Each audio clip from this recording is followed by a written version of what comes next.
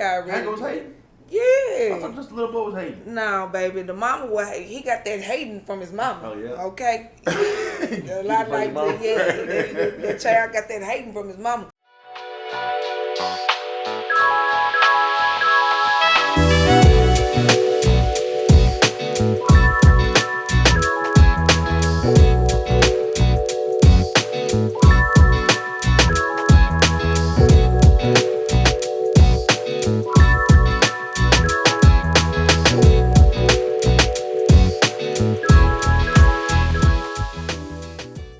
Alright, church. I think we had a good episode last time. They was down there in P Valley, understand me? Where the girls get naked, understand me? Oh man, but they didn't want the girls.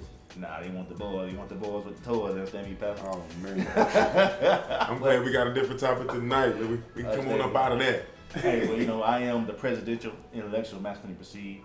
We have the protege yet again, and the man with the master plan, Pastor Marquise Collins, understand me? We go deep dive into his word. The topic for tonight is you reap what you sow, understand me? Abraham been simping for a long time. Let's go catch up with him, church.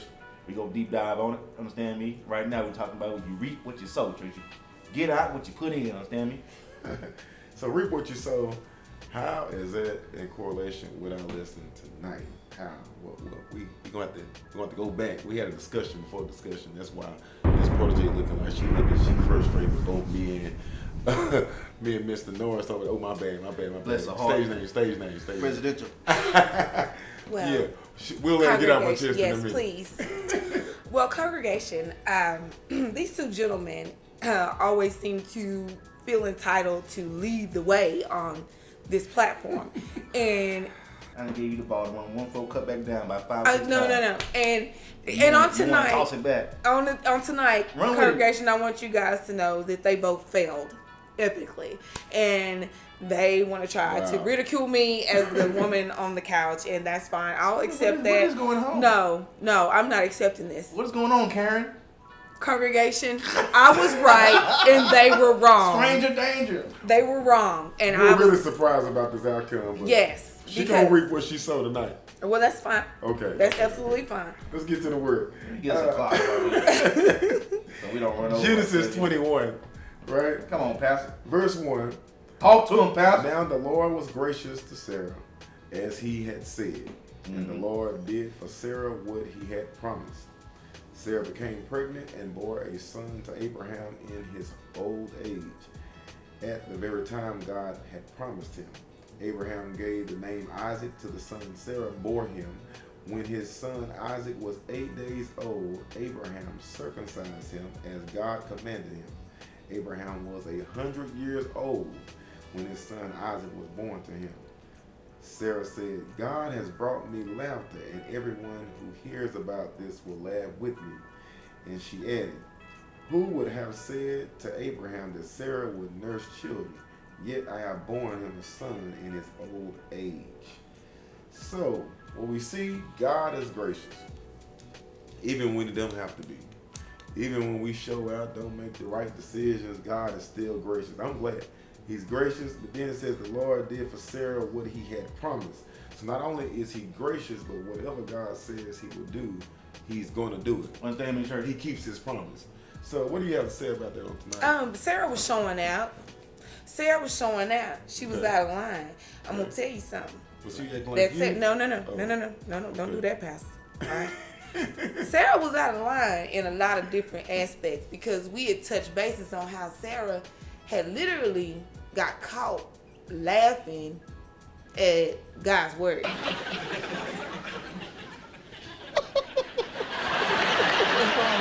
Because she didn't believe it. She didn't believe it, right? So Bless Pimp her game. Don't do that, Pimp. Just hold on. Hold on, Bubba.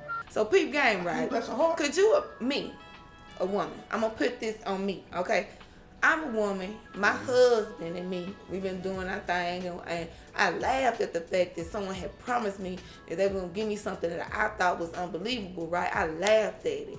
But then one day, lo and behold, my womb is full, and I got this baby up in me. Just and like you and said. listen, I'm going to tell you something. It be a lot of that going on. It be a lot of these women out here that be trying their best to get that womb full, right?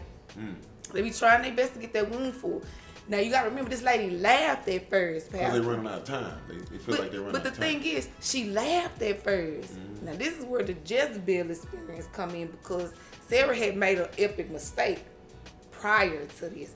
She had given her husband to another woman. When was this? It was back in Genesis 16. Okay. Now this was early on in the text. Seems now, like you've been reading. yes. So this yes. after Sodom and Gomorrah. Yes. After Okay. everything got burned up, Lot then got up out of there. Okay, it was back there in the beginning of all this, you know. Okay. And what happened was the lady this was even before the laughter, because before the laughter she had said, "Well, dang, I can't give my man no baby, so I'm gonna tell him he can have my slave," you know. So she gave the man her slave. They had a child, and that child is live and kicking and breathing. So imagine What was she his name? know this, little Ishmael, Ishmael. little Ishmael. Okay. I'm gonna call him Little Easy. Y'all leave Lil Easy alone today. Chapter 22. Chapter 22. Little easy Okay. bird. So y'all keep in mind that imagine how it would be as a woman to get pregnant, and then the side piece. We're gonna call old girl the slave. Me and my side. The side piece.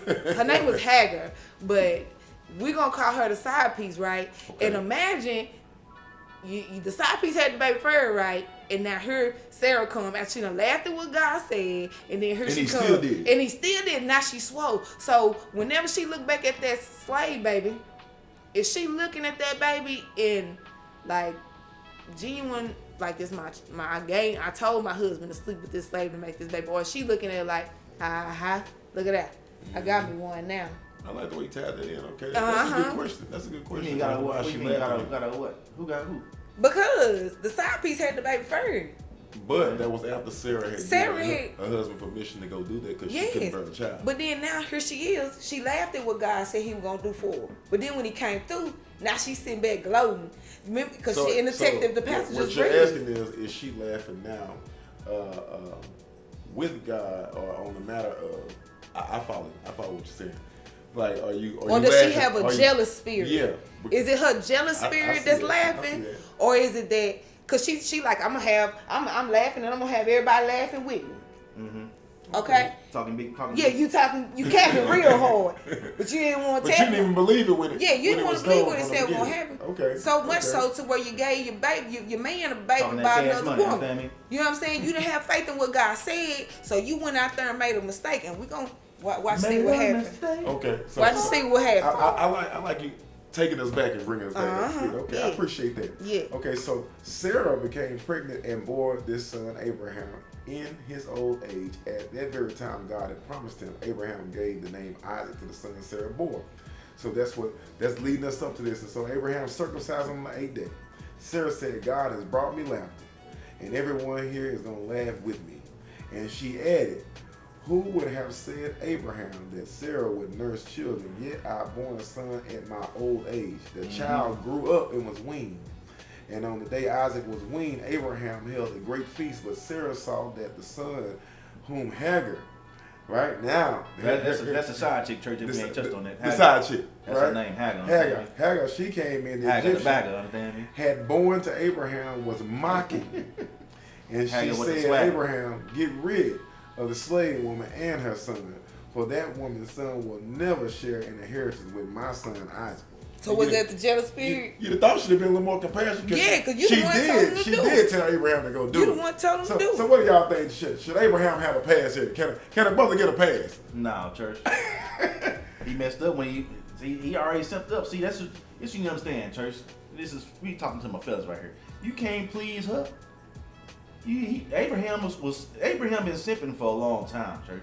He shouldn't even been up here listening to Sarah in the first place. Sarah done laughed at the Lord. You know, she followed instructions and cooked. She done pimped him out. She said, hey, you got my permission to hit something. Even though the Lord done already promised us a baby, I'm gonna take it upon me to give you permission, Abraham, to go hit something else. Go bust it down. Because her faith wasn't where it was supposed. Well, her faith was not what it was supposed to be. And it at still that ain't. moment. What she do next? And Pastor? Abraham should have been wise enough to see that. But see, Abraham, you know, even though the Lord, that's why I keep on telling y'all, church, Abraham did a bunch of things, bunch of backsliding situations, a bunch of simp situations where the Lord shouldn't keep blessing, but he had the covenant from the jump. So even with all this simp situation that Abraham them did, he still go. Well, bless him anyway. that's just like me, you, and all the viewers. God doesn't bless all of us more than what we deserve. We've all had some moments, made bad decisions, bad choices, and we still here. I used to do things and I'd say things, and Jesus, I was evil. So God's been doing that. You understand me, church? So here we find that here the lesson we're sharing with us. This was a stressful situation for Abraham. Could you imagine? Now remind you that you reap what you sow. That's the topic now. Reap what you sow. He been simping so long, man. So check out verse 11. It finally come back to him. Verse 11 says, the matter distressed Abraham greatly because it concerned his son, but God said to him, do not be distressed. Even though he deserved the stress that he had in his life, God said, do not be distressed about the boy and your slave woman. Listen to what Sarah tells you, because it is through Isaac that your offspring will be reckoned. I will make the son of the slave into a nation also, because he is your offspring. So regardless, as the covenant was stated, I'm gonna bless you anyway, Abraham. Chill out, homeboy. I'm gonna bless you anyway. Even though you don't deserve it, even though you don't simped out almost 2 times.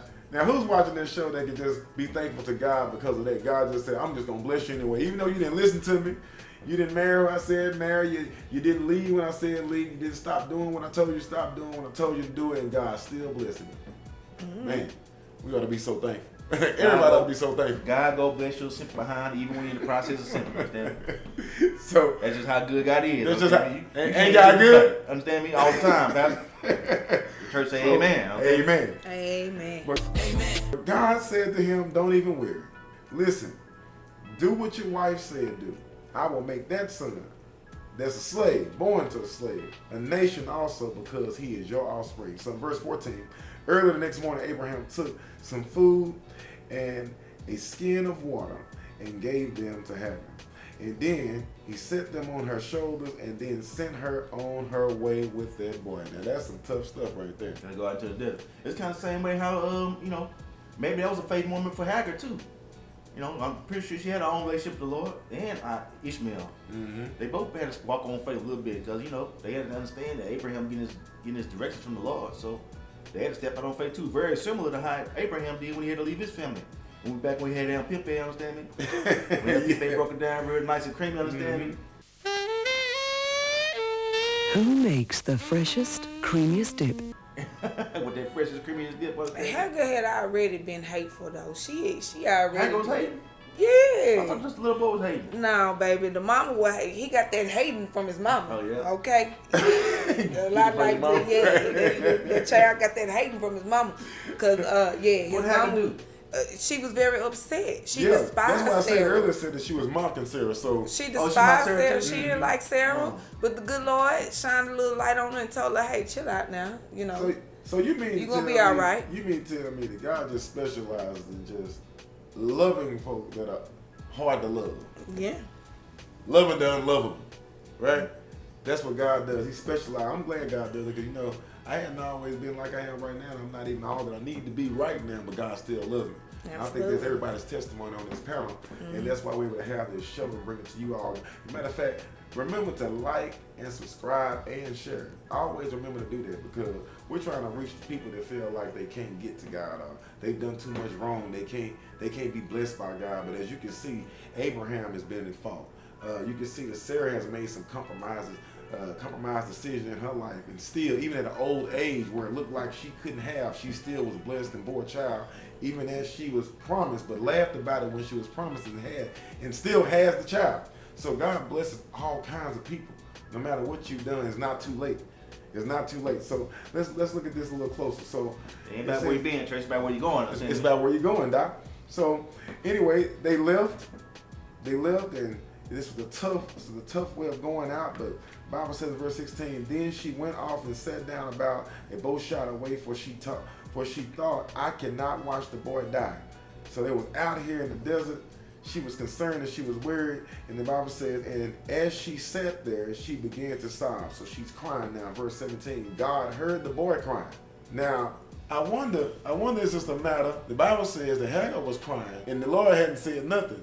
But then when we see in verse 17, God heard the boy crying. And the angel of God called to Hagar from heaven and said to her, "What is this matter, Hagar? Do not be afraid.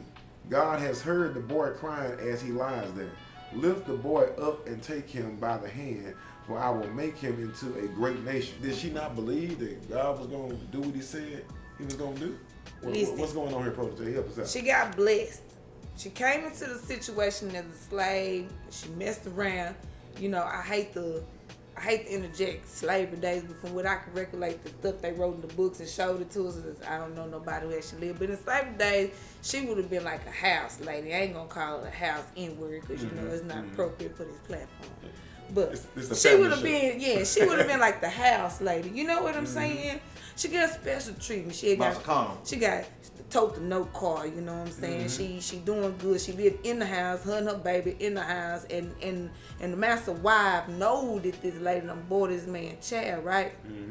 And see, but in God's eyes, she still had done some sinning and fornicating, and she slept with a married man. So it was her time to pay the price.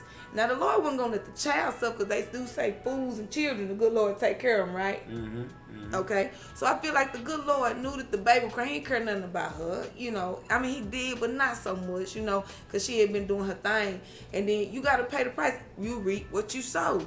You know what I'm saying? Nobody gave them no roadmap or no instructions on what to do. They did this stuff on their own, and God, in spite of all of their decisions, still got in there and saved the day. But you had to do a little sacrifice, and you had to be hungry a little while. You had to watch your baby cry a little bit, because you shouldn't have had you shouldn't have had that baby in the first place. And I'm not right, Bill? Now that leads us to verse 19. Did she have what? Go ahead. So Sarah was where did he even find it at? What they just say? She came from Egypt, I think. Yeah, she from Egypt. Got her slave from Egypt. Right. So they still fooling with Pharaoh. Actually, it was some other text on there with Pharaoh and him had let some little deals. I don't know if it's in chapter. I don't know if it's before or after this ordeal, but him and Pharaoh still had some things going on. They had signed like a little peace treaty going on, where like Pharaoh was like, "Hey, Abraham, you done finessed me a couple times. I need you. This is like a blood. This is a blood. This Now, no, you done finessed me. You and your wife, y'all went somewhere else and finessed them too. Right. So they've been finessing the whole journey. Abraham, you a little bit too good at finessing. So I need you to put down in writing. This is like. So to all the viewers, stop trying to finesse people. Just be 100. Yeah, just keep it real. You know. Because listen, you can fool us, you will never fool God. No. Stop finessing people, man. So Pharaoh might not even necessarily been a bad guy. He had to run the stripe, and he had to be punished because the Lord was, say, hey, let my people go on Pharaoh. So when he had Abraham captive with his wife, understand me? When they had Sarah captive in the land of milk and honey, understand me? But end of the day, Pharaoh was like, hey, Abraham, I see the Lord working on your side, understand me? So I'm trying to get lined up with you, understand me? I'm trying to get some of this dip on your chip, understand me? You so crazy. I don't like them. Hey, I don't like them cattle and things either. Hey, I want some of them scoops. Understand me? You got the right name. No, he did. It's Cantina Thin. Shoot. Hey, Pharaoh was like, hey, Pharaoh, I need some of them Cantina Thins. Understand me? I need some of them scoops. Understand me? Not them Cantina. I've been fluent with them Cantina Thins my whole life. I thought it was like, I thought I got me some hint of lime. Understand me? The good flavor Cantina. He gotta have one moment, at least one moment per episode. Just. Hey, Pharaoh thought he had something going on with him, hit the lines. Understand me? Hey, Abraham came through with them scoops. Hey, homeboy, I got a lip on these chips. Understand? I'm just trying to stay connected. Now, and listen, this sounds funny. Really. But that's what Pharaoh he really came with. Hey, man, you need to stay connected to people that you see. It's not using people by way of staying by resourceful people. If you can tell that they have a relationship with Christ, because we will follow people with much less going for themselves. So if you see somebody that's connected to Christ, you probably need to hold on to them type of folk. You know what I'm saying? Because we done held on to some bad folk, but when you got some people got a relationship with Christ and you see the favor on their life, it's not wrong for you. You're not using people by being around resourceful people that are connected to the right source. Okay, let's get that understood, because some folks can make you feel like you being somebody's flunky because you walking in behind them, or you supporting them, or you starting to take on some of their ways. If they're lined up with Christ, and some of their ways are gonna get you closer to Christ and get you closer to your breakthrough, your blessing, your deliverance, it might be in your best interest, regardless of what somebody else is saying, is to hang with the right folk. Understand me? Hang with the right folks. So Get some of that dip on your chip. For the freshest, creamiest dip. Let's look at this a little closer. It says here in verse 19, then God opened her eyes. So after she was sobbing, God, it would appear that God overlooked her. He was like, you just gonna have your moment right now. I love you, but you gonna have this moment. I'm gonna listen and hearken. I'm gonna pay attention to your son crying.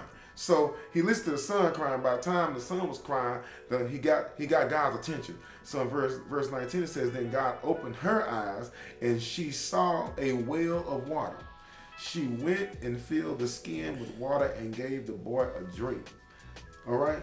So perhaps she had been humble. I like how the Bible says that she gave the boy a drink first. So regardless of what anybody may think of her, she was a good mother. Sometimes I think people put their mouths on people and judge people because of how their kids came in, where your daddy at. Yeah, how they got and all there. these different things. We didn't see where she had a moment where she was She thinking had of to pay the herself price. right now. She had to pay the price. She accepted where she was at.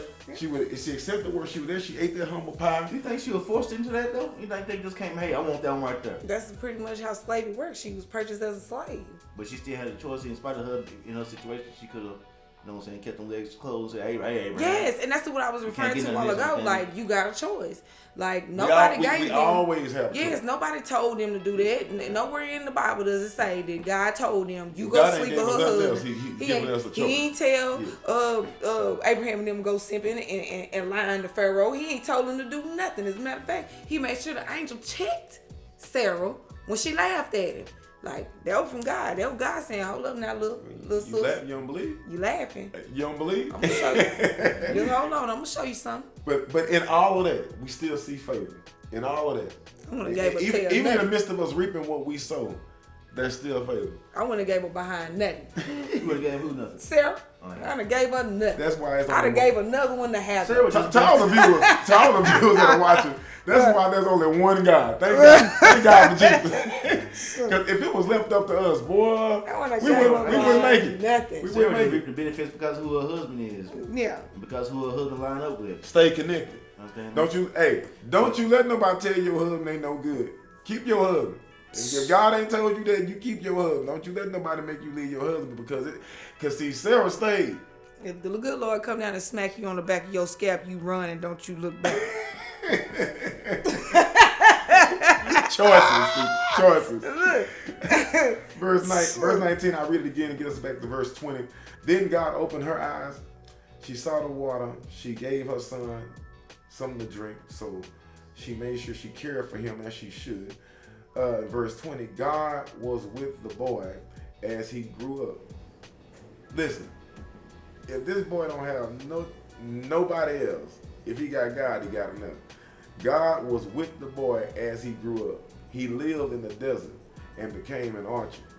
While he was living in the desert, apparently, his mother got a wife for him from Egypt. So basically, the boy was good even in the desert. Mm-hmm. God can bless you even in a drought. Did y'all get that? You may feel like you're struggling right now, going through right now, and God can still bless you in the midst of it. This boy survived in the desert. One who left with very little, left with a skin of this and very little water, didn't have much to eat, but because God was with him, that was all he needed. So you mean tell me you got God, you got all you need. That's it. So we look at this a little closer, verse 22. At that time, they went down. God was with them in everything they did. Verse 23. Now swear to me here before God that you will not deal falsely with me or my children or my descendants. Show to me in the country where you now reside as a foreigner the same kindness I have shown you. We got to show some kindness, folks. We got to show the same kindness God doesn't show to you. You got to show it to somebody else. You can't just overlook people because of what they did in the past. If God's been kind to you, it'll do you good to be kind to somebody else. I think sometimes when God bring us out of stuff, we forget where God brought us out of, and then we start looking down on folk. Don't never get that spirit. God will humble you. What you think about that? What you think about that, Pimp? Hey, pastors, I think number one, we out of time, understand me. Number two, I think that we go pick this right on up on. It ain't necessarily part two because it's 2 different episodes, understand me. But we go pick this right on up on the time this went off on this church. We go pick it right on up on the second part. It ain't gonna be a part 2, understand me. But it is gonna be a second half of this. You know what I'm saying? Get right on into the word, understand me.